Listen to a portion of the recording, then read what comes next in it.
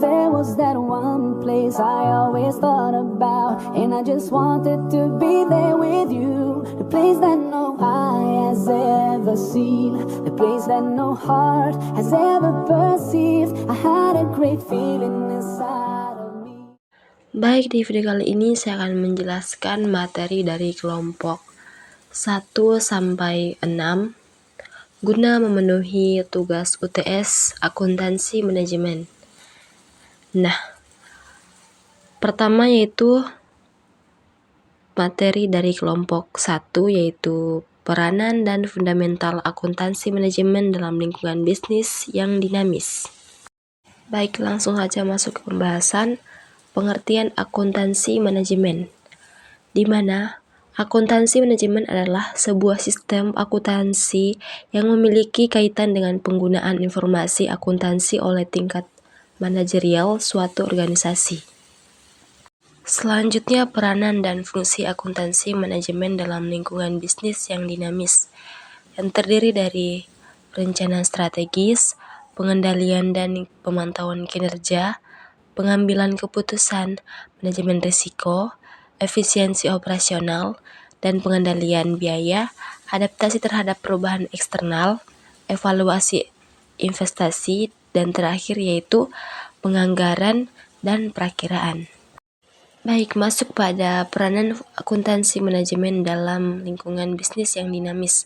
Yang pertama yaitu penerapan sistem informasi akuntansi, kedua yaitu analisis biaya dan profitabilitas, ketiga perencanaan anggaran yang fleksibel, keempat penggunaan indikator kinerja utama atau KPI, kelima analisis varians, keenam pelaporan yang transparan dan relevan, ketujuh penerapan teknologi, ke-8 fokus pada inovasi dan pengembangan produk, ke-9 manajemen risiko, dan terakhir yaitu pelatihan dan peningkatan kompetensi.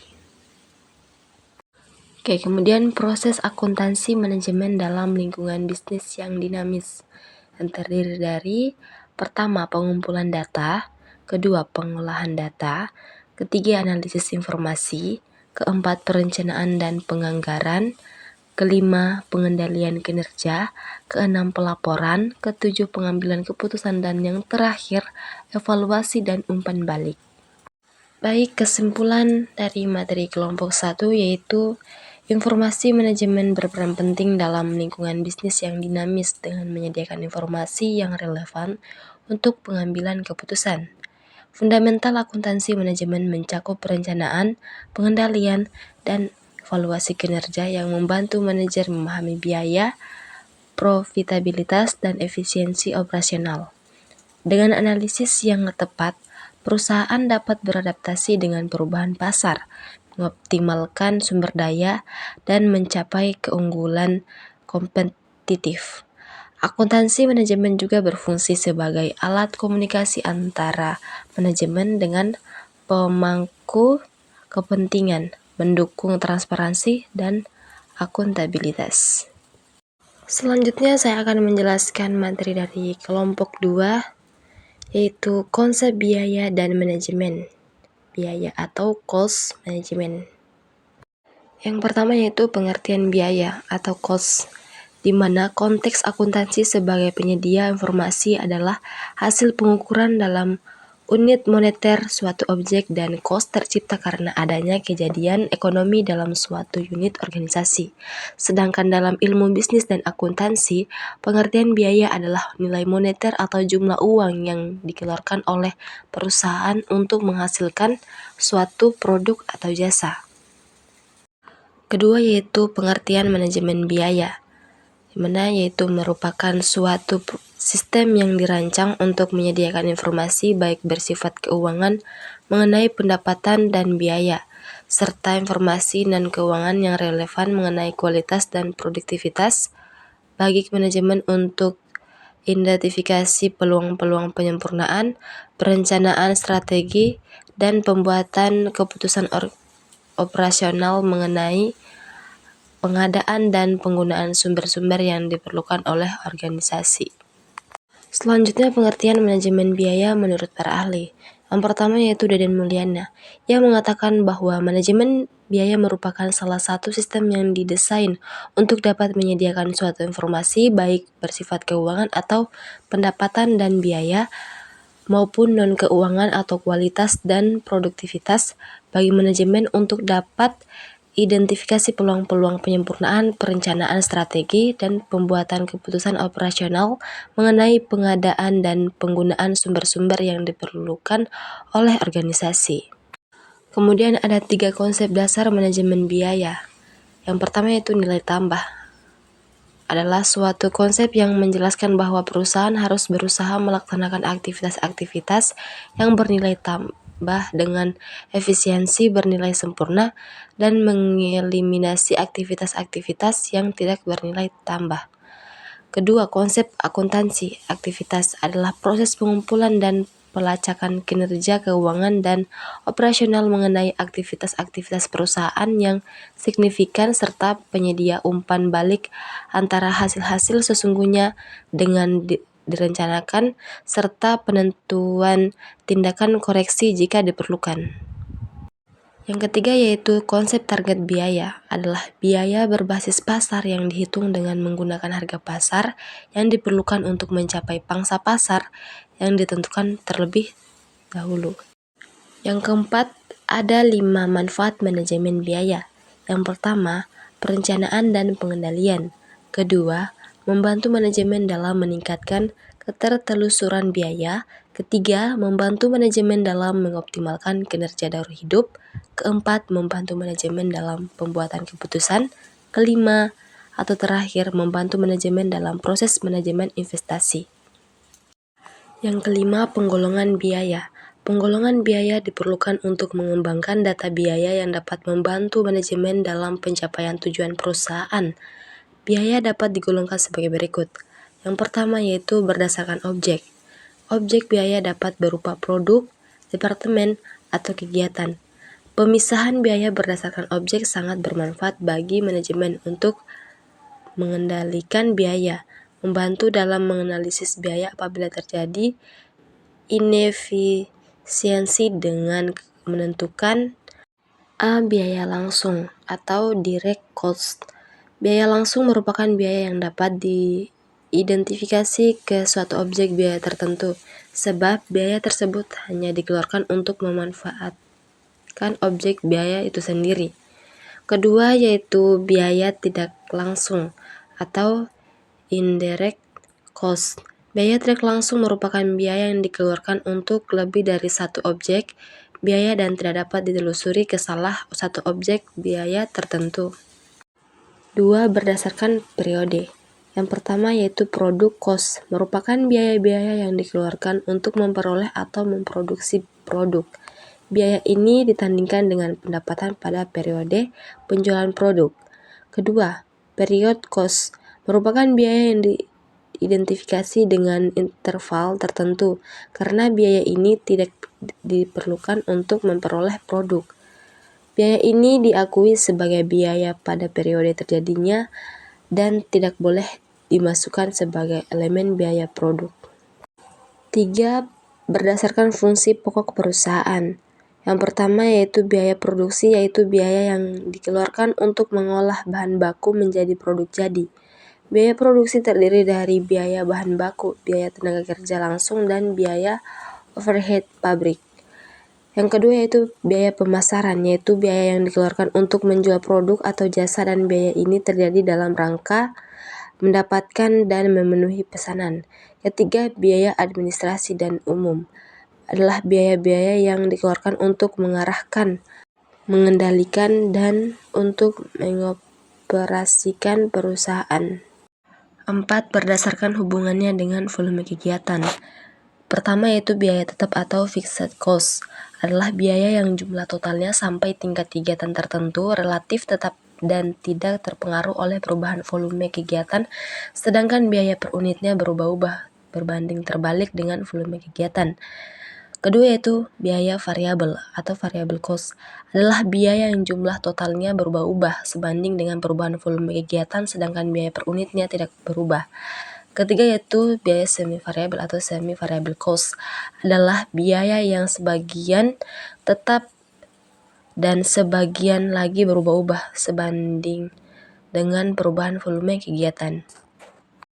Oke, poin ke-6 yaitu proses manajemen biaya yang terdiri dari plan cost management, estimate cost, determine budget, dan terakhir cost control. Poin ke-7 yaitu prinsip manajemen bisnis. Yang pertama yaitu mengidentifikasikan biaya yang bernilai tambah dan tidak bernilai tambah. Kedua, melacak secara langsung biaya kegiatan tidak bernilai tambah. Ketiga, melacak secara langsung biaya signifikan pada suatu tujuan pelaporan biaya. Keempat, menentukan pusat biaya untuk setiap kelompok kegiatan homogen. Kelima, meningkatkan keterlacakan biaya dan menggunakan suatu sistem ABC. Ketujuh, mengumpulkan biaya daur hidup suatu produk. Kedelapan, membebankan biaya suatu teknologi. Kesembilan, membandingkan suatu biaya sesungguhnya dengan biaya target. Ke-10, menggunakan suatu biaya efektif atau cost efektif untuk pengendalian internal. Jadi, kesimpulan dari materi kelompok 2 yaitu biaya adalah komponen penting dalam operasi bisnis yang harus dikelola dengan cermat agar perusahaan tetap kompetitif dan profitable. Manajemen biaya bukan hanya tentang memotong pengeluaran, tetapi juga tentang pengalokasian sumber daya yang efisien untuk mendukung pertumbuhan perusahaan. Oke, masuk pada materi kelompok 3 yaitu cost, volume, dan profit analisis perencanaan laba atau profit planning. Oke, masuk ke pembahasan. Yang pertama yaitu pengertian cost, volume, profit atau CVP analisis, di mana alat yang sangat berguna dalam pengambilan keputusan bisnis. Dengan memahami hubungan antara biaya, volume, dan laba, bisnis dapat merencanakan strategi yang lebih efektif untuk mencapai tujuan keuangan mereka, baik untuk menentukan titik impas, merencanakan laba, atau mengevaluasi risiko. CVP adalah komponen penting dalam manajemen keuangan yang tidak boleh diabaikan. 2. Komponen utama dalam analisis CVP. Ada beberapa komponen yaitu: pertama, biaya tetap. Kedua, biaya variabel. Ketiga, harga jual beli per unit. Keempat, volume penjualan. Kelima, margin kontribusi. Keenam, break even point. 3. Rumus CVP analisis. Rumus utama yang digunakan dalam CVP analisis adalah sebagai berikut. Yang pertama yaitu margin kontribusi per unit, sama dengan harga jual per unit kurang biaya variabel per unit. Kedua, contribution margin ratio, sama dengan margin kontribusi per unit per harga jual per unit. Ketiga, break even point atau dalam unit, sama dengan total biaya tetap per margin kontribusi per unit. Keempat, break even point atau dalam rupiah sama dengan total biaya tetap per contribution margin ratio. 4. Contoh CVP analisis. PT Sejahtera perlu menjual 10.000 unit produk agar mencapai break even point, di mana mereka menutupi semua biaya tetap dan variabel tanpa menghasilkan kerugian atau keuntungan. Jika perusahaan ingin menghitung break even point dalam rupiah, kita bisa menggunakan contribution margin ratio. Contribution margin ratio sama dengan 20.000 per 50.000, sama dengan 0,4 atau 40%. Maka untuk mengetahui berapa total pendapatan yang diperlukan untuk mencapai break even point, 200 juta per 0,4 sama dengan 500 juta. Artinya, PT Sejahtera perlu menghasilkan penjualan sebesar 500 juta untuk mencapai break even point. 5. Manfaat CVP analisis. Yang pertama yaitu perencanaan keuangan yang lebih baik. Kedua, penetapan harga. Ketiga, strategi penjualan. Keempat, pengelolaan biaya. Dan terakhir, evaluasi dampak keputusan. Keenam, keterbatasan CVP analisis. Yang pertama yaitu asumsi biaya tetap dan variabel konstan. Kedua, tidak mempertimbangkan diskon volume. Dan terakhir, asumsi linearitas. B. Perencanaan laba atau profit planning. Yang pertama yaitu pengertian perencanaan laba. Menurut Mulyadi, perencanaan laba adalah proses pembuatan rencana kerja untuk jangka waktu 1 tahun yang dinyatakan dalam satuan moneter dan satuan kuantitatif yang lain. Sedangkan menurut Henry Shimamura, perencanaan laba merupakan rencana kerja yang telah diperhitungkan dengan cermat di mana implikasi keuangannya dinyatakan dalam bentuk proyeksi perhitungan rugi laba. 2. Strategi perencanaan laba. Membangun keuntungan yang berkelanjutan. Berikut ini adalah beberapa strategi kunci dalam perencanaan laba. Yang pertama yaitu menentukan target laba yang realistis. Kedua, analisis biaya volume laba atau CVP. Ketiga, mengoptimalkan penjualan dan harga. Keempat, mengendalikan biaya. Kelima, penerapan sistem akuntansi pertanggungjawaban. Keenam, pemantauan dan penilaian. Dan terakhir, fleksibilitas dan adaptasi. Jadi kesimpulan dari materi kelompok 3 yaitu CVP analisis adalah alat penting untuk memahami hubungan antara biaya, volume, dan laba yang membantu perusahaan menentukan titik impas dan merencanakan strategi agar menguntungkan. Komponen utama CVP meliputi biaya tetap, biaya variabel, harga jual, volume penjualan, dan margin kontribusi. Perencanaan laba bertujuan untuk mencapai target keuntungan melalui strategi optimasi penjualan, pengendalian biaya, dan sistem akuntansi pertanggungjawaban. Meskipun CVP bermanfaat, terdapat keterbatasan dalam asumsi-asumsinya, sehingga rencana laba perlu fleksibel untuk menyesuaikan perubahan pasar. Secara keseluruhan, CVP dan perencanaan laba adalah fondasi penting untuk mencapai keberlanjutan bisnis. Oke, baik, selanjutnya saya akan menjelaskan materi dari kelompok 4 yang berjudul Perencanaan Laba Multiproduk Entity.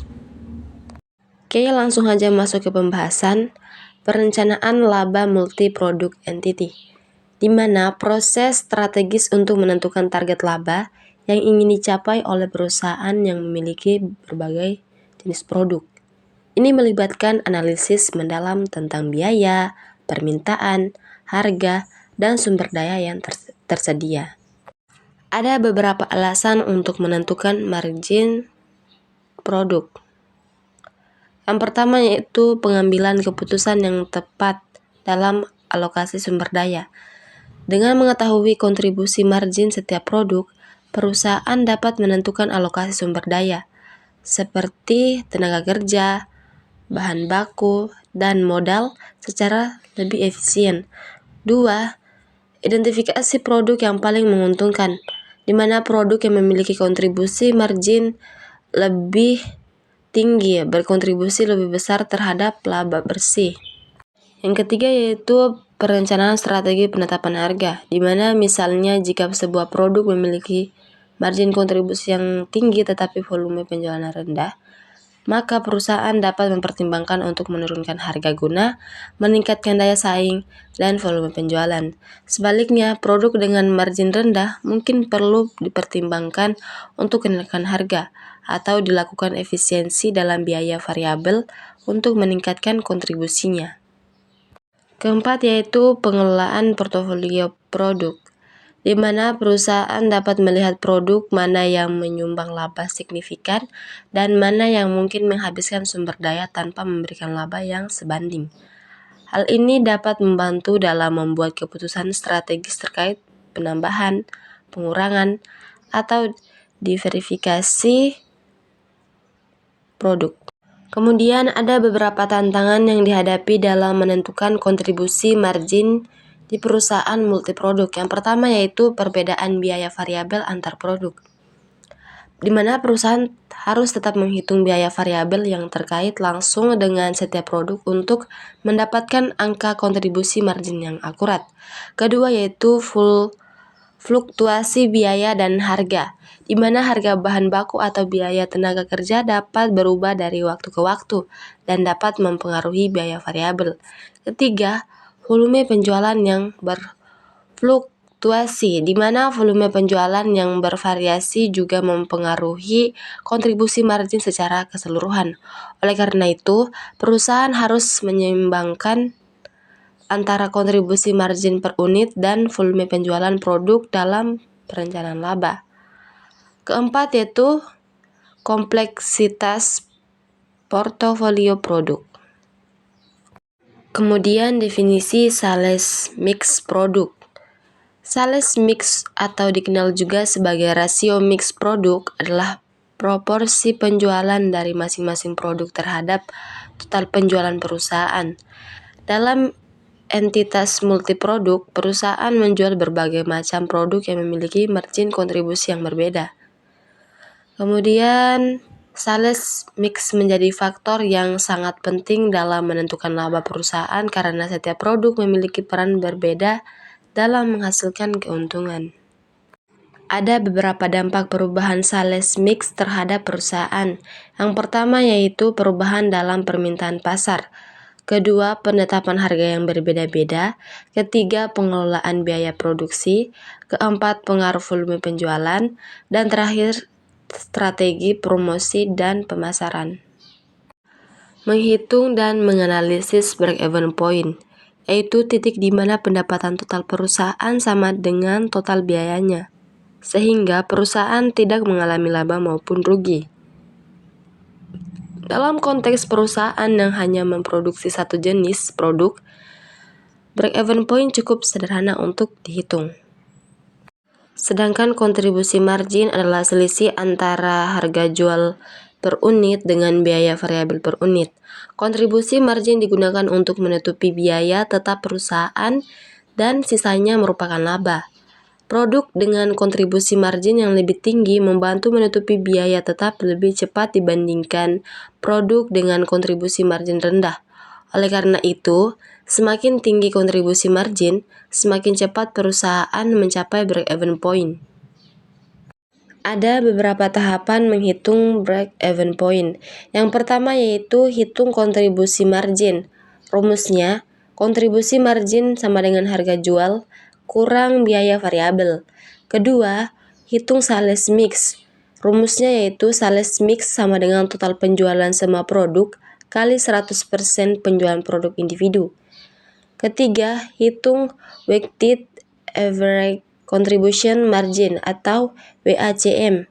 Rumusnya, WACM sama dengan kontribusi margin produk A kali sales mix produk A tambah kontribusi margin produk B kali sales mix produk B tambah titik-titik. Keempat yaitu hitung break-even point multiproduk. Break-even point atau unit sama dengan total biaya tetap, weighted average contribution margin per unit. Selanjutnya, ada beberapa faktor yang mempengaruhi break-even point dalam perusahaan multiproduk. Yang pertama yaitu perubahan dalam biaya tetap, kedua perubahan dalam biaya variabel, ketiga perubahan sales mix, dan terakhir perubahan harga jual. Kemudian peran analisis break-even point dalam pengambilan keputusan strategis. Yang pertama yaitu menentukan volume penjualan yang dibutuhkan. Kedua, menganalisis dampak perubahan biaya dan penjualan. Dan yang terakhir, mengelola sales mix. Jadi kesimpulan dari materi kelompok 4 yaitu perencanaan laba dalam entitas multiproduk merupakan suatu proses yang kompleks dan memerlukan pemahaman mendalam terhadap berbagai faktor yang memengaruhi kinerja keuangan perusahaan. Dalam konteks ini, 3 aspek kunci, kontribusi margin produk, rasio mix produk atau sales mix, dan Break-even point atau BEP berperan sangat penting dalam membantu perusahaan mencapai target laba yang diinginkan. Selanjutnya masuk ke materi kelompok 5, yaitu kelompok saya sendiri, yang berjudul analisis perilaku biaya atau cost behavior analysis. Pengertian perilaku biaya, yaitu bagaimana biaya akan bereaksi atau berubah dengan adanya perubahan tingkat aktivitas bisnis. Bila aktivitas bisnis meningkat atau surut, biaya tertentu mungkin akan ikut naik atau turun, atau mungkin juga tetap. Kemudian ada tipe-tipe pola perilaku biaya. Yang pertama yaitu biaya variabel, di mana biaya yang jumlahnya berubah secara proporsional terhadap perubahan tingkat aktivitas. Yang kedua yaitu biaya tetap, di mana suatu biaya yang konstan dalam total tanpa mempertimbangkan perubahan tingkat aktivitas.